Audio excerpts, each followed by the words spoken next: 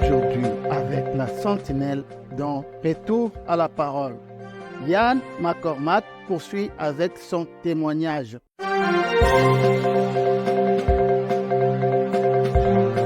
Télé-sentinelle. Shalom. Une fois encore, la sentinelle vous invite à poursuivre avec le témoignage de ces surfeurs morts et ressuscités à la morgue. La 5e partie du témoignage de Yann McCormack. Suivant.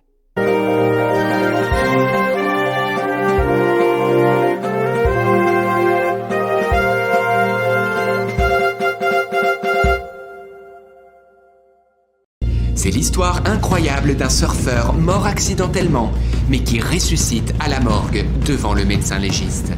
Si tu ne crois pas au miracle, accroche-toi. Yann est un jeune surfeur parti à l'île Maurice à la recherche de la vague parfaite. Une nuit, dans l'eau, il est violemment attaqué par 5 cuboméduses, l'une des créatures les plus venimeuses au monde. Le poison alors paralyse peu à peu son corps. Il voit toute sa vie défiler devant ses yeux et soudain, son cœur s'arrête. On essaie de le réanimer, mais en vain. Il est déclaré mort et amené à la morgue. Yann fait alors l'expérience bouleversante de l'enfer et du paradis, où il verra et parlera avec Jésus en personne.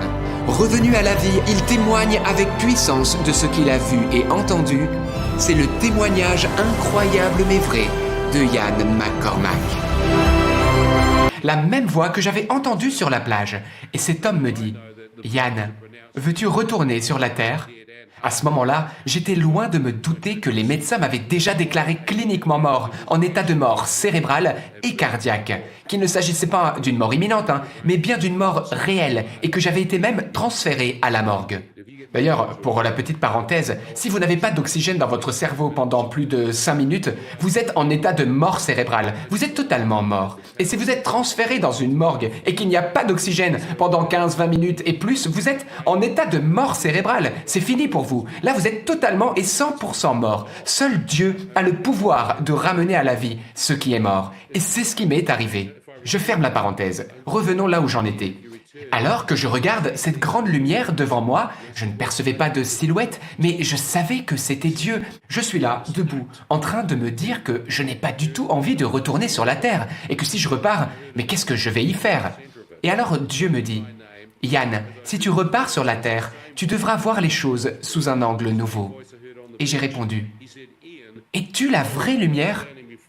Et il m'a répondu, « Yann, Dieu est lumière et en lui, il n'y a pas de ténèbres. » Et voilà, tout est clair. Je me tiens donc devant Dieu. Je sais maintenant que c'est bien lui. Dieu est lumière. Il connaît mes pensées, il connaît mon nom, il connaît tout.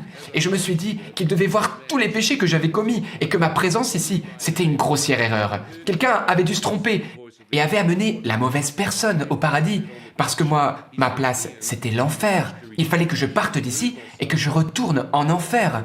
Alors, j'ai commencé à m'éloigner de la lumière pour me rapprocher des ténèbres. Mais d'un coup, de nouvelles vagues sont venues me toucher. Et j'ai alors ressenti un amour fou, inconditionnel.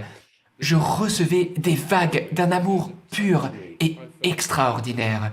Et j'ai commencé à pleurer, tandis que la lumière s'intensifiait de plus en plus. Et j'ai dit, « Mon Dieu, si tu connais mes péchés, tu ne peux pas m'aimer. » Et l'amour s'est intensifié encore plus. Et j'ai dit, « Mais Dieu, je t'ai maudit, j'ai violé tes commandements, j'ai commis l'adultère. » Mais plus je parlais, plus je recevais de l'amour de la part de Dieu. Et alors que je continuais à lui raconter mes pires péchés, son amour est devenu si intense que j'ai complètement éclaté en sanglots. Et je me suis mis à sangloter comme un petit enfant. Je n'avais pas pleuré comme ça depuis mon enfance, parce que mon père et mes oncles m'avaient appris que les hommes ne doivent pas pleurer. Je faisais donc attention à contrôler mes émotions. Je faisais taire mes sentiments. Mais là, je pleurais et je pleurais devant Dieu. Il m'a dit alors, « Yann, dans cette ambulance, quand tu as prié le Notre Père, je n'ai pas pardonné certains de tes péchés. J'ai pardonné tous tes péchés. » Et d'un coup, je sens alors toute la honte, toute la culpabilité me quitter. Je sens que tout mon être commence à rayonner et que la paix, la joie et la puissance de Dieu, sa présence, me remplissent. J'ai compris que Dieu est amour, rien d'autre. Et voilà, je me tenais là, en face de la gloire de Dieu. Oui, me voilà complètement changé. Totally changed. Vous savez, je ne serai plus jamais le même. J'ai découvert l'amour de Dieu, vous comprenez? Je suis passé de la mort à la vie. J'ai été pardonné, j'ai été purifié. Je sais que mes péchés qui étaient rouges comme l'écarlate, comme le sang, ont été lavés. Et je suis devenu plus blanc que la neige. Oui, plus de honte pour moi, plus de culpabilité. Je suis totalement pardonné. Et je me tiens là, tremblant, submergé par l'amour de Dieu, submergé par la beauté de sa présence. Et d'un coup, le voile s'est soulevé et j'ai pu voir qui était dans cette lumière. Jésus était là. Il portait une tunique d'un blanc pur. Ses cheveux rayonnaient de lumière et descendaient jusqu'aux épaules. Son visage était si lumineux que j'ai dû détourner la tête.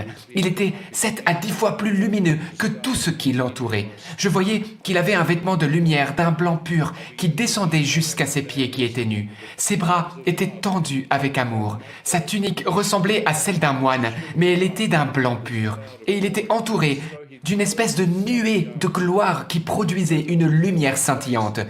C'est comme s'il était habillé de vêtements de lumière. Et en regardant son visage, j'ai compris que c'était Dieu. Jésus est Dieu. D'ailleurs, j'étais un petit peu troublé parce que ses cheveux étaient blancs, alors que d'habitude on représente Jésus avec les cheveux bruns. Mais là, il avait les cheveux blancs. Est-ce toi, Seigneur? Est-ce toi, Jésus? Jésus devant moi? C'est fou. Et plus tard, vous savez, j'ai lu dans la Bible, dans l'Apocalypse, l'apôtre Jean nous dit, quand il était sur l'île de Patmos, qu'il a vu le Seigneur Jésus avec des cheveux qui étaient blancs comme la laine, comme la neige. Son visage, lui, brillait comme le soleil dans tout son éclat. Vous savez, moi, je ne connaissais pas la Bible, je ne pouvais pas le savoir, mais je l'ai vu exactement comme l'apôtre Jean l'a décrit dans l'Apocalypse. Alors, ensuite, ce qui s'est passé, c'est que Jésus a fait un pas de côté. En fait, il était comme une porte de lumière, oui, Jésus est la porte de la vie. Et tandis qu'il se déplaçait, apparut derrière lui une forme circulaire. Et ce que je vois à l'intérieur, ça ressemblait comme à la Nouvelle-Zélande. Il y avait des champs, des pâturages, des fleurs, de l'herbe bien verte, des montagnes, un beau ciel bleu. Mais le tout d'une splendeur cristalline, intacte, du jamais vu. Et cela m'a fait penser au Jardin d'Éden. On aurait dit le paradis. Et je me disais, mais pourquoi est-ce que je ne suis pas né ici? Pourquoi suis-je né sur notre misérable planète? Alors j'ai dit, mon Dieu, mais je suis chez moi ici.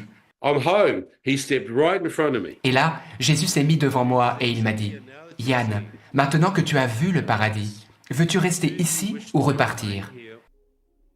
Avec la sentinelle dans Retour à la parole, une émission, un verset biblique. Retour à la parole.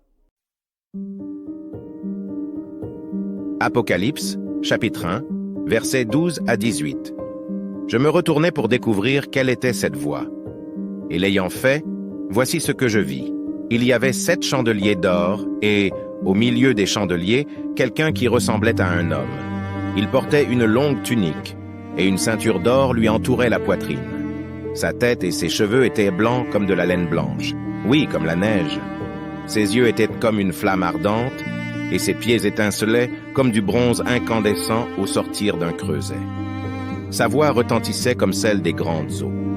Dans sa main droite, il tenait 7 étoiles, et de sa bouche sortait une épée aiguisée à double tranchant. Son visage était éblouissant comme le soleil quand il brille de tout son éclat. Quand je le vis, je tombais à ses pieds, comme mort.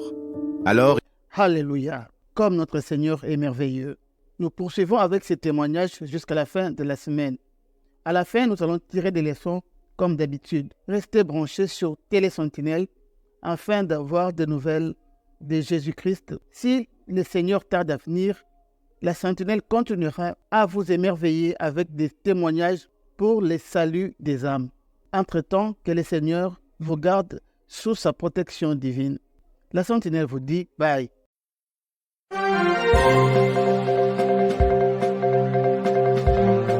Télé Sentinelle, la chaîne chrétienne sur YouTube qui vous ouvre les écluses de la parole de Dieu avec la sentinelle Michael Péoï. C'est le temps de nous réveiller du sommeil spirituel.